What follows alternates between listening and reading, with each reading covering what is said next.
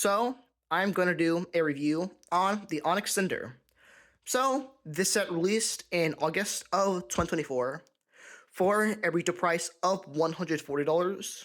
And this has set number 75347, 1,325 pieces, 5 minifigures, and an age rating of 10 plus.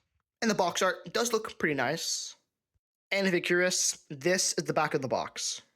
And when you open the box, you should expect to find 12 numbered bags, a decent sized instruction manual, and a decent sized sticker sheet, but I already built the set, so obviously none of them are there.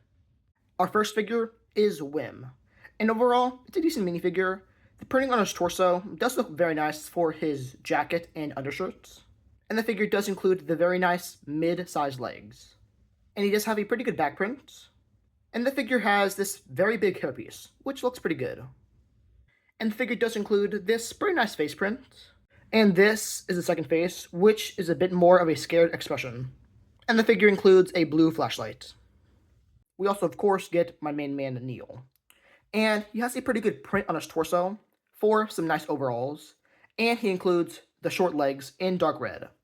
But the printing on his torso doesn't really match his legs very well.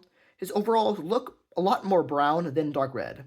And I assume that they were meant to match his legs. And his back print looks pretty nice, with some nice gadgets on his belt. And the figure includes this very nice molded head, which looks pretty good. It is done in sand blue, and the figure reminds me a lot of Max Rebo, but I'm pretty sure that Max Rebo is a different species. And the head does have some pretty good printing for his hair and his eyes. And the figure includes an orange flashlight. All the kits include flashlights, by the way. Our third kid is Fern, and she is also a pretty good minifigure. The printing on her torso looks very nice. I do like the black jacket, even with all the little patches and medals on it. And she includes this pretty basic female hairpiece, but I think it looks pretty good. And the back print is decent, but a lot of it is covered up by the hair. And she has a pretty good face print, but I believe it also appeared on a couple other figures, but I might be wrong. And she also includes the mid-sized legs. And her second face is also a bit more of a worried expression, similar to Whim. And she includes a yellow flashlight. Our final of the four kids is KB. And like the rest, she is also a pretty good figure. The printing on her torso does look very nice, and she does have some nice yellow gloves. And her torso definitely reminds me of a lot of something that a mechanic would wear. And her back print is nice. There is a little pouch on her belt. And she also includes the mid-sized legs. And she includes this nice hairpiece in white, which looks pretty good. And she has this eye visor type thing, which reminds me a lot of Cyclops. And it looks pretty good. And there is actually a bit more of a print, but it is going to be covered up by the hairpiece. And her second face is just her without the visor. And she includes a red flashlight. Our final figure is Jod. And the printing on his torso and legs do look very nice, but a lot of it is covered up by the scarf. And the print on his torso does actually extend down to his legs, which is nice. And his back print is pretty simple, but he does have a pretty good print for his face, with some nice double. And this is the second face. And the figure includes this flintlock piece in gunmetal gray. And I always find it funny when LEGO includes this piece in Star Wars sets. Overall, this is a decent minifigure selection.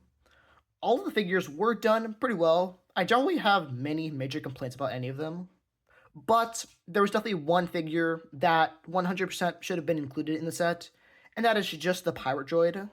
He would have made a great inclusion. But I mean, overall, pretty good minifigures, but now let's get on to the actual build. Alright, so first up, as you can see, the entire ship is dark gray, which obviously is fine. And scattered across the ship, there are a lot of these white stripes, which is meant to be some sort of paint, which looks pretty good. There are also some bits on the back engines, and some on the sides, which do look pretty nice. I do like how on the front, they do kind of wrap around, which reminds me of a ribcage of some sort. And throughout the build, there are a lot of stickers, which isn't exactly ideal. I definitely wish at least a couple of them were prints. Mainly the stickers on the light gray tiles, because usually they don't really match the bricks very well.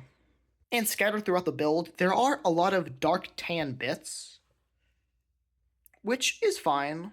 They are meant to replicate dirt. And there is a lot of random greebling type bits across the build, which can definitely make this set look a bit messy to people. But to be fair, this whole ship was buried underground for like a couple decades at least, maybe even more in the show, so I understand why it doesn't look the prettiest. And there are a lot of stud shooters. There are 3 exactly.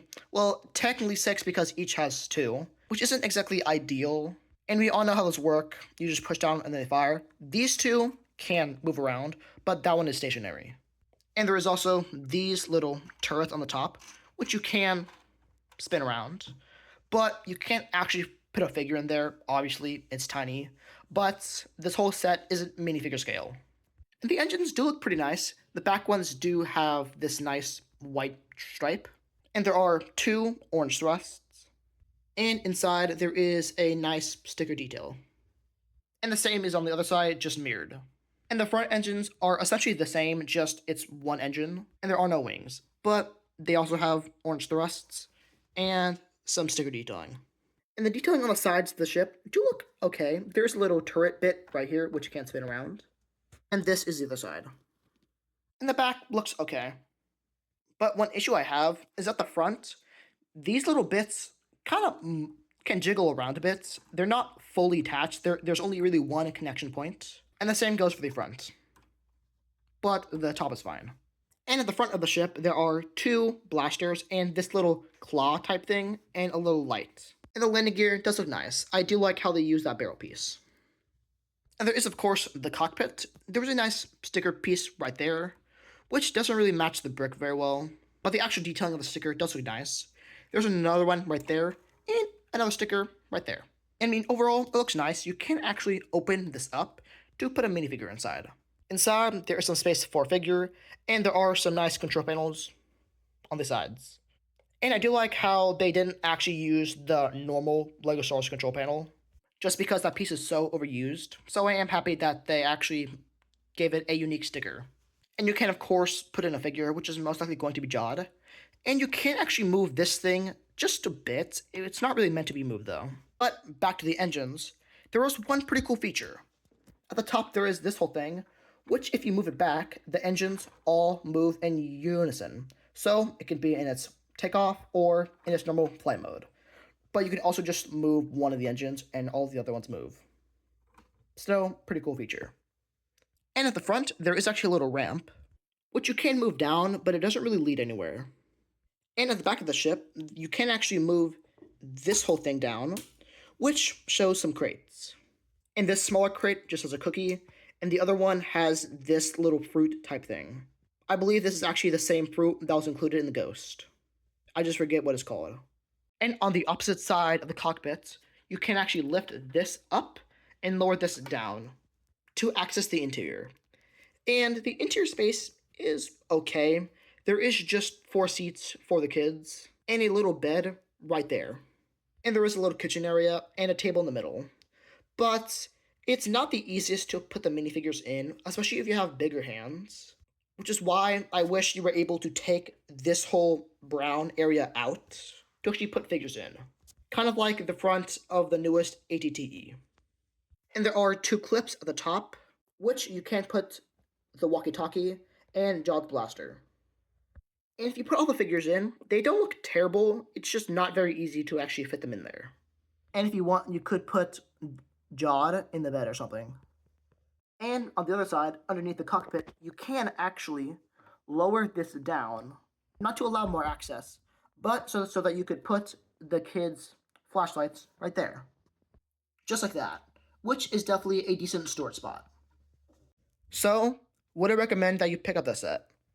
I mean, if you are a fan of the Skeleton Crew show so far, then it's not a terrible purchase. Because the build looks very nice, all of the figures were done very well, the ship has some very nice features, and I feel like the price isn't terrible. It's not outrageously overpriced, like the Sarlacc bit. But overall, I would give the set about an 8 out of 10.